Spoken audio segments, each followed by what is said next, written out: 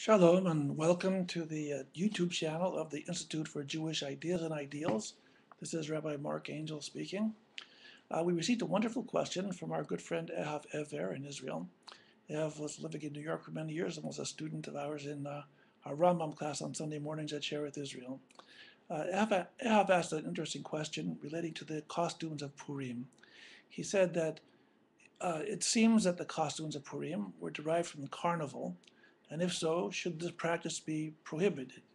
The idea being that since it's a non-Jewish custom uh, that the Jews adopted, shouldn't we have not adopted it? Is it forbidden or permissible for us to even follow this kind of a custom since it has a non-Jewish origin? It would seem that the custom actually did date from the end of the 15th century, probably among Italian Jews, and probably influenced by what was called the Roman carnival. It didn't seem to appear, this custom of masquerading on Purim doesn't seem to have been much older than that. The question is, can Jews borrow non-Jewish customs or practices and incorporate them into our own religious way of life and observances? Interestingly, we've been doing that since the beginning of time. Um, One of the explanations for why we eat matzah on Pesach is, of course, that the Torah tells us that we rushed out of Egypt and didn't have time to bake bread, and therefore we eat matzah, unleavened bread. But the Ibn Ezra offers a suggestion that we actually ate matzah while we were slaves in Egypt, that was what the Egyptians fed us. It was filled us up and didn't digest too fast. So we eat the matzah according to this theory because it was an Egyptian practice. I read an article some years ago that appeared in the Jerusalem Post about the word totafot, the frontlets that are on the tefillin.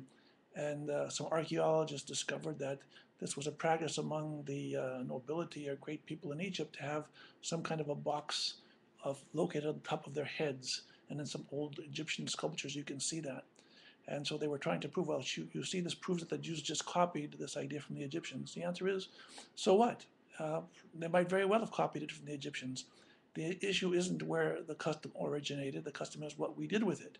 So we turned this custom, which may have been pagan, which may have been a custom of Egyptian nobility or whatever, but we turned it through our Torah into a religious symbol that is suitable for us, a way of serving God with our minds, with our hearts, with our soul.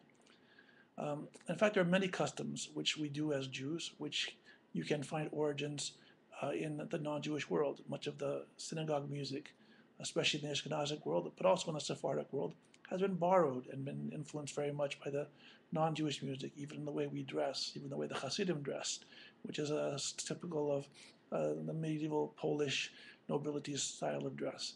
So there's nothing per se wrong with borrowing ideas, practices that came from the non-Jews, as long as we reinterpret them or refocus them in our own categories so that they become religious symbols of our own.